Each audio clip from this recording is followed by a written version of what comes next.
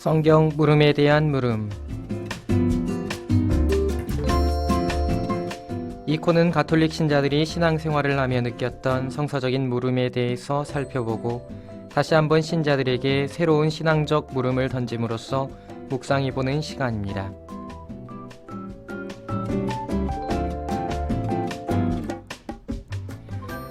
안녕하십니까. 사목국 부국장 정기현 신부입니다.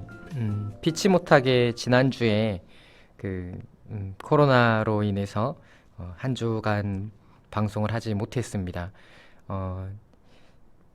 교구청 안에 여러 신부님들이 사는데 지금 신부님들 가운데에서 4명이 안 걸리고 버티고 있다가 이번에 또 제가 걸렸습니다. 그래서 이제 3명 남게 됐는데요.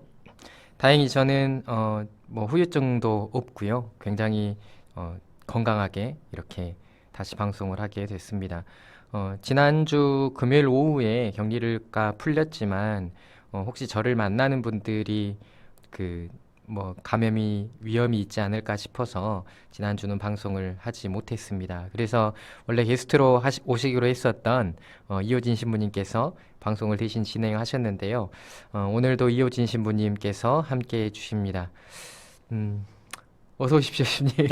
예, 반갑습니다, 신부님. 네. 그동안 고생하셨어요, 격리하시느라고. 네. 지난주에 혼자서 방송하셨는데 어떠셨습니까? 예, 진행하는 것은 참 어려운 일이다, 그런 생각이 들었습니다. 이게 말이 끊기지는 않을까, 그러니까 걱정이 돼가지고, 다른 거를 쳐다볼 여유가 없더라고요. 그래서, 도대체, 어떻게 끝냈을까, 이렇게 절로 기도하게 되는 그런 시간이었습니다. 네, 고생 많이 하셨습니다. 저도 혼자 방송하면 부담스럽기도 하고, 그리고 말을 계속 이어가야 된다라는 그런 압박감도 있기도 하고, 그렇습니다. 그래도 무사히 잘 방송하셨다고 전해 들었고요. 방송 첫머리만 제가 잠깐 봤는데 자연스럽게 아주 자연스럽게 네, 잘 하시더라고요. 아무튼 오늘 눈이 굉장히 많이 왔어요. 신부님께서도 굉장히 힘들게 오셨을 텐데 우리 교구청도 계속 지금 주교님부터 모든 신부님들이 다들 눈 치우느라고 아침부터 지금 정신이 없으십니다. 신부님도 본당 눈 치우시고 그러시다가 지금 방송 때문에 오신 건가요? 예, 아침에 잠깐 이제 이렇게 쓸기는 하는데, 이제 어르신들이 트랙터를 가지고 계시니까 그 트랙터로 이제 성당 마당이나 사제관 앞에까지 이렇게 다 밀어주시거든요. 네. 오늘 그 모습을 보면서 저거를 타고 갈까 하는 그런 생각도 해봤습니다. 네, 아무튼 힘들게 고생하셔서 오셨습니다.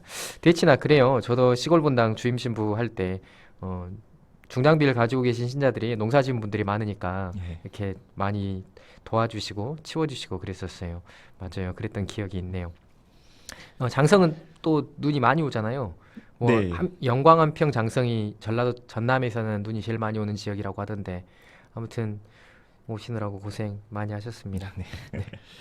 좋습니다. 오늘 나눠볼 이야기는 본래 제가 지난주에 이야기를 하려고 했습니다. 지난주에 이야기를 하려고 했는데 지난주에 제가 못 오게 되어서 이번 주에 이야기를 하려고 합니다.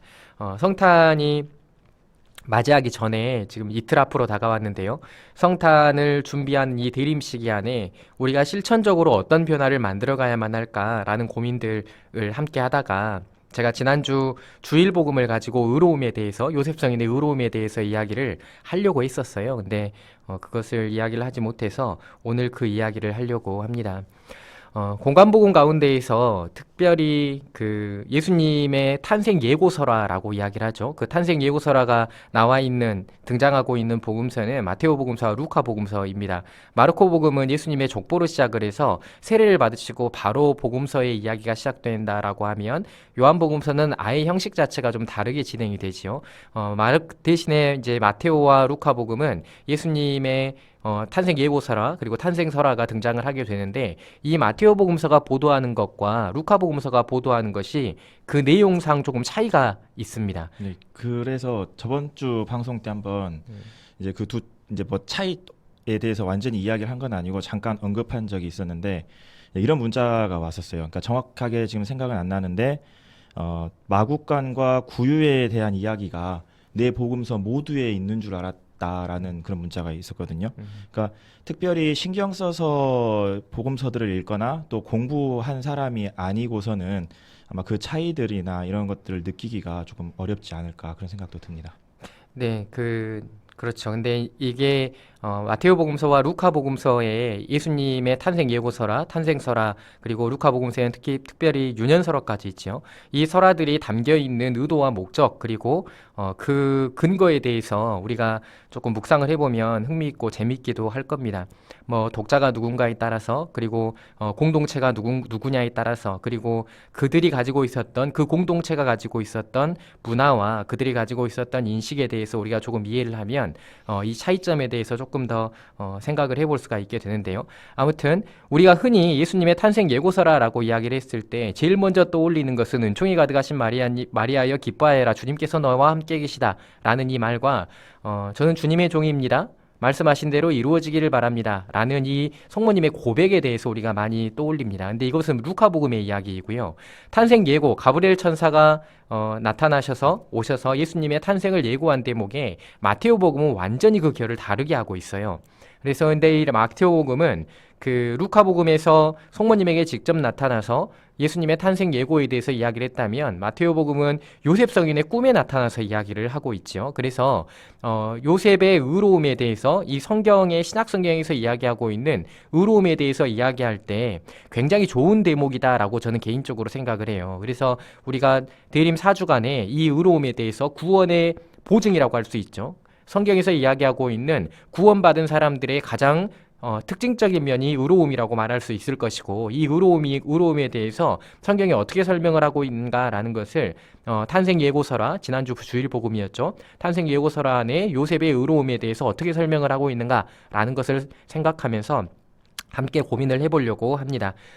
그렇다면 마테오복음서의 내용을 우리가 잠깐 봐야 될 텐데요. 마테오복음서의 탄생 예고서라에 대해서 이신부님께서 읽어주시길 부탁드립니다. 네. 예수 그리스도께서는 이렇게 탄생하셨다. 그분의 어머니 마리아가 요셉과 약혼하였는데 그들이 같이 살기 전에 마리아가 성령으로 말미암아 잉태한 사실이 드러났다. 마리아의 남편 요셉은 의로운 사람이었고 또 마리아의 일을 세상에 드러내고 싶지 않았으므로 남모르게 마리아와 파혼하기로 작정하였다. 요셉이 그렇게 하기로 생각을 굳혔을 때 꿈에 주님의 천사가 나타나 말하였다. 다윗의 자손 요셉아, 두려워하지 말고 마리아를 아내로 맞아들여라. 그 몸에 잉태된 아기는 성령으로 말미암은 것이다. 마리아가 아들을 낳으리니 그 이름을 예수라고 하여라. 그분께서 당신 백성을 죄에서 구원하실 것이다. 주님께서 예언자를 통하여 하신 말씀이 이루어지려고 이 모든 일이 일어났다. 곧 보아라, 동정녀가 잉태하여 아들을 낳으리니 그 이름을 임마누엘이라고 하리라 하신 말씀이다. 임마누엘은 번역하면 하느님께서 우리와 함께 계시다는 뜻이다. 잠에서 깨어난 요셉은 주님의 천사가 명령한 대로 아내를 맞아들였다. 네, 다 읽었습니다. 감사합니다. 네, 신부님께서는 요셉 성인 하면 어떤 덕목이 제일 먼저 떠오르십니까? 네, 저는 좀 인내라고 할까요? 좀 그런 부분이 생각이 나는데, 그러니까 모든 것을 다 받아들였지만 종국에는 나타나지 않는 그런 성인이시잖아요. 또 뭐 이렇게 그 과정 속에서 예수님을 잃었다가 다시 찾았을 때에도 뭐 요셉의 어떤 역할이나 또 어떤 불만이나 이러한 것들은 전혀 드러나지 않고 묵묵하게 성장하기까지 이렇게 키워내시는 그런 인내의 모습이 저는 좀 생각이 납니다. 네.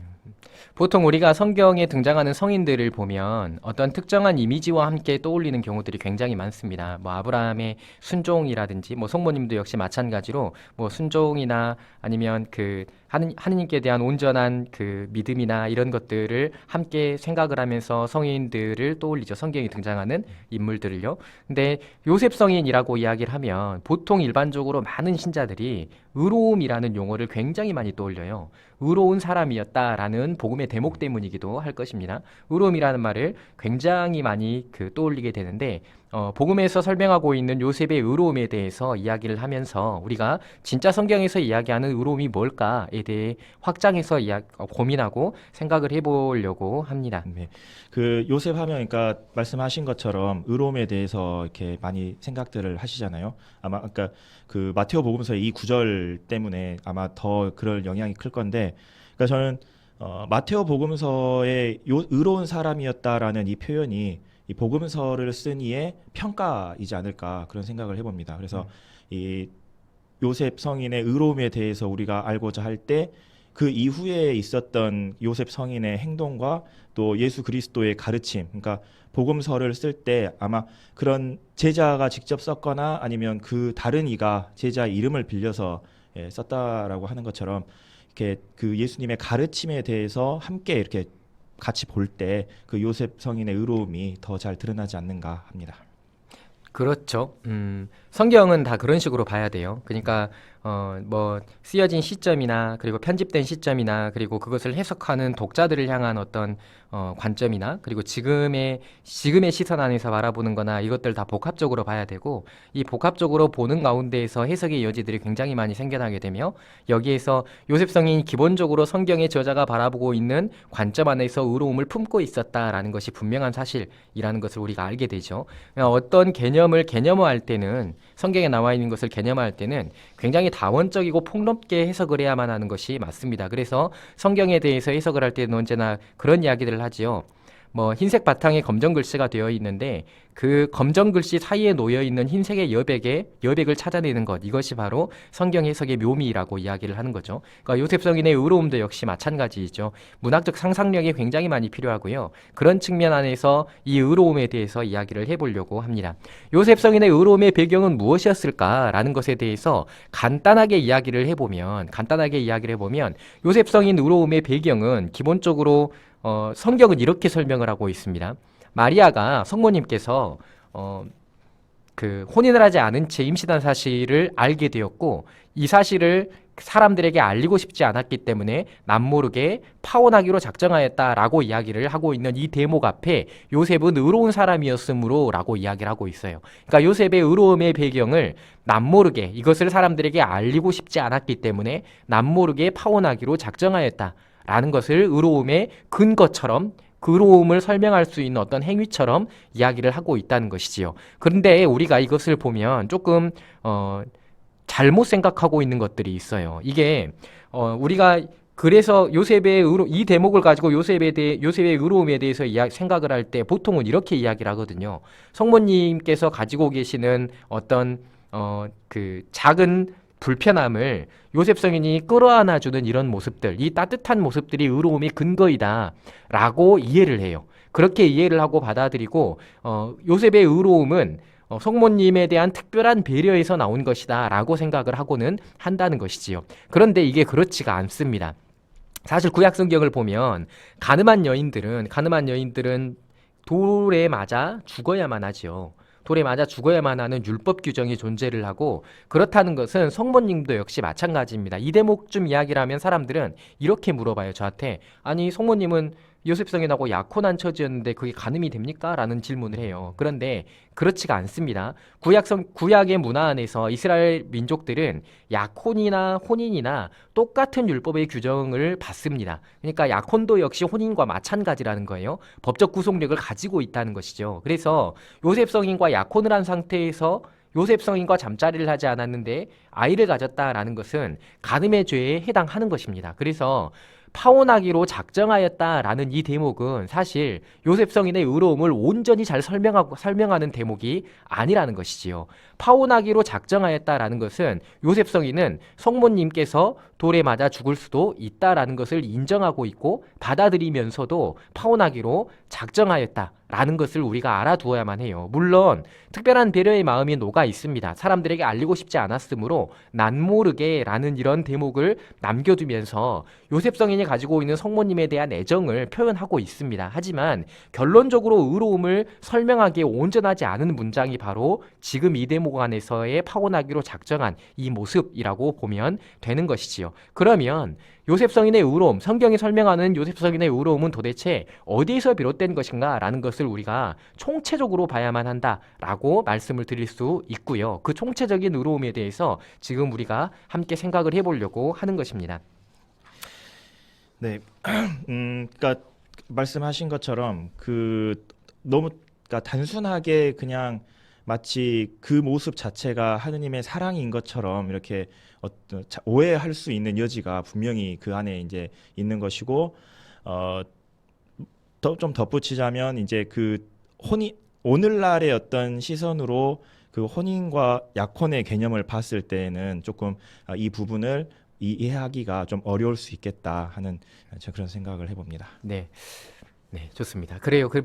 보통 구약 성경에 정의나 의로움을 표현하는 용어들이 엄청나게 많아요. 엄청나게 많은데 대표적으로 히브리 안에서는 미시파트와 차디크라는 단어를 사용을 하는데 이 두 가지의 용어가 대표적인 갈래를 형성하고 만들어냅니다. 의로움이나 정의를 설명할 때요. 이 의로움이나 정의에 대한 갈래나 형성이 두 가지 갈래가 어떤 방식으로 이루어지냐면 첫 번째는 법적인 정의를 이야기를 해요. 그러니까 율법을 잘 맹신하고 율법을 잘 지키고 율법을 지키는 것이 하느님과 함께 살아가는 유일한 방법이라고 생각을 했었던 이들이 또 제사와 율법이 양대 축으로 그들이 하느님을 섬기는 방식이다라고 생각하고 있었던 그 민족들이 율법을 온전히 지키는 사람들, 그 사람들을 의로운 사람이라고 평가하는 게 첫 번째 의로움에 대한 거대한 맥락이고 줄기입니다. 두 번째는 굉장히 윤리적인 차원이에요. 이게 구약 성경의 차디크라는 단어는 체다카나 변형까지 다 합쳐서 500번이 넘게 사용이 되는데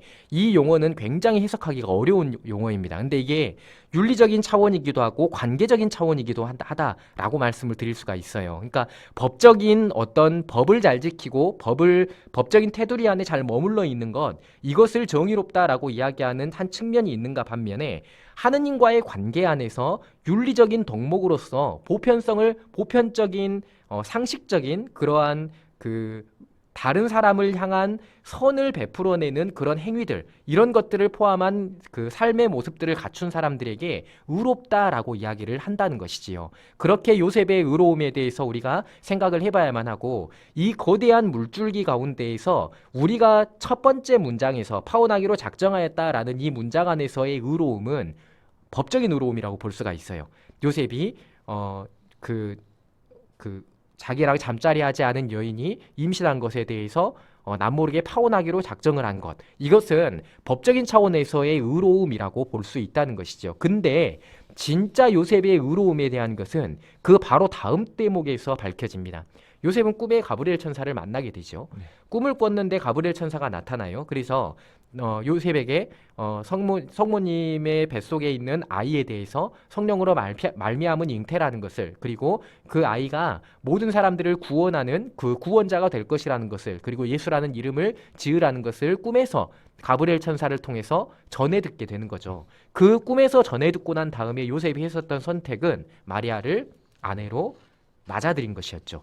이게 아주 놀라운 변화입니다. 사실 법적인 측면 안에서의 정의만을 추구했다라고 이야기를 한다면 파혼하는 게 100번 지당하지요. 그런데 요셉이 취했었던 방식은 하느님의 뜻을 식별하고 찾는 것이었습니다. 어떤 것이 하느님의 뜻인가라는 것을 찾는 것이었다라고 말씀을 드릴 수가 있다는 것이지요. 꿈을 꿨는데 천사가 나타났다라고 해서 그것을 사실 요셉 성인의 입장에서는 굉장히 받아들이기 어려운 일이었을 거예요. 우리가 일반적인 생각 안에서도 받아들이기가 어려울 것이다라는 것을 쉽게 상상해 볼 수가 있죠. 그럼에도 불구하고 꿈에 나타난 천사의 말을 믿고 그 성모님을 아내로 맞아들였다라고 하는 것은 요셉 성인이 얼마나 큰 신앙에 대한 감각을 가지고 있었고 하느님의 뜻을 계속해서 찾고자 하는 마음을 가지고 있었는가라는 것을 볼 수 있게 하는 것이고, 이게 바로 요셉 성인의 의로움의 진짜 근거이다라고 말씀을 드릴 수가 있는 것이지요. 방금 앞서서도 말씀을 드렸지만 성경이 이 의로움이나 정의에 대해서 두 가지 큰 줄기적인 맥락을 가지고 있다라고 이야기를 하지만 이 거대한 이 두 가지의 맥락은 하느님께 대한 유착, 하느님과의 놀라운 관계의 형성, 이것으로 수렴되어지고 모아지고 있어요. 그러니까 하느님의 뜻을 찾고 하느님의 뜻을 만나고 하느님의 뜻을 살아가는 것, 이것 안에서 의로움이 모아지고 있다는 것이지요. 이 놀라운 신앙에 대한 감각이 진짜 요셉 성인의 의로움을 설명하는 방식이다라는 말씀을 드릴 수가 있습니다. 네. 그래서 마테오 복음서는 이제 그러니까 이렇게 검색을 해보면 의로움에 대해서 자주 이제 이야기를 하는데, 그러니까 예수님께서 세례자 요한에게 세례를 받으실 때 요한이 말리잖아요. 근데 예수님께서는 그런 요한을 향해서 지금은 이대로 하십시오. 우리는 이렇게 해서 마땅히 모든 의로움을 이루어야 합니다. 이렇게라고 말씀을 하십니다. 그래서 지금 이 세례를 받는 것이 바로 아버지의 뜻. 그래서 이 의로움은 하느님의 뜻을 찾는 것, 뜻을 실행하는 것.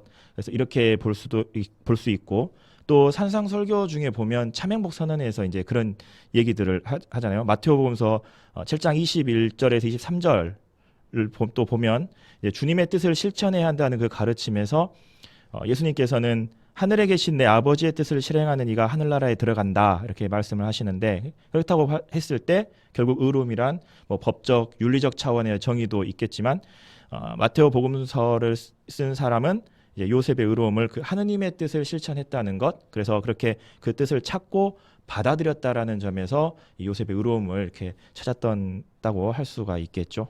네. 그렇죠. 성경적인 관점 안에서의 의로움이라는 것은 그렇게 전체적인 맥락 안에서 들여다봐야만 합니다. 제가 사실은 그 의로움이라고 요셉 성인의 의로움에 대해서 우리가 지금 생각을 해보고 있지만, 단순하게 그 요셉 성인의 의로움뿐만이 아니라 성경이 추구하고자 하는 의로움을, 그리고 정의로움이라는 것을 한마디로 이야기를 하자면 하느님의 뜻을 식별하는 것이에요.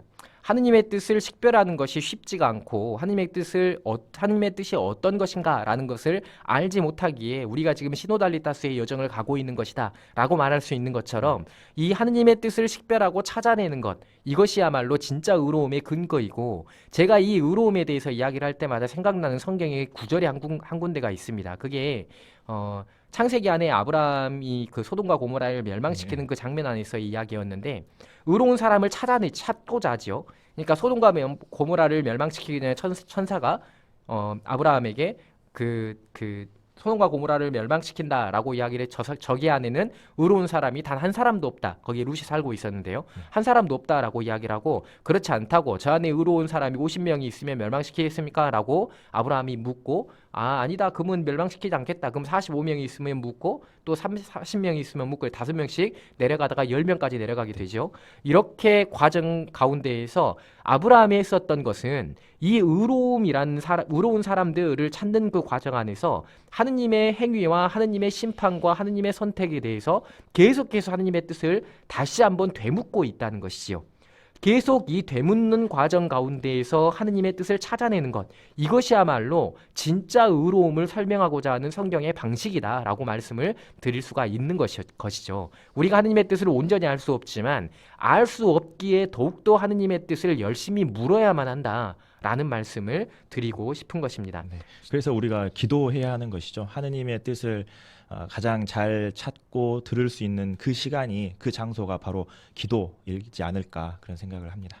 네, 맞죠. 기도를 통해서 하느님의 뜻을 찾아내고 그것을 살아가고 실천한다라는 것, 이게 신앙생활을 엮어가는 중요한 그 단서이죠. 우리가 그렇게 중요하게 그렇게 살아가야만 한다라는 것을 함께 생각을 해봐야만 하고요. 의로움은 결국에 정의를 살아간다라는 것은 하느님의 뜻을 찾는 것이다. 이런 것을 꼭 생각하셨으면 좋겠고, 하느님의 뜻을 끊임없이 물었으면 좋겠어요. 이게 다른 사람을 바라보는 관점 안에서도, 그리고 내가 공동체 안에서 공동체 사람들과 함께하는 그 시간 안에서도 지금 이것 안에서 작용하시는 하느님께서 원하심이 무엇일까라는 것을 자신에게 질문해보고 그것을 선택해서 살아가는 것, 이게 바로 진짜 의로움을 살아가는 것이며, 우리가 이 기다림이 끝나가는 이 시기 동안에 갖추어야만 할 중요한 덕목이다라는 말씀을 드리고 싶어요. 의로움은 구원의 보증입니다.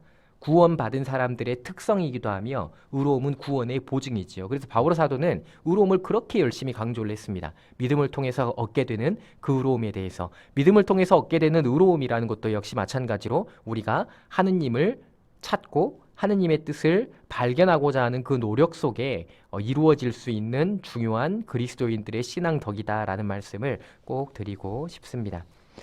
네, 오늘 사거리 본당 이호진 신부님과 함께 하고 있습니다.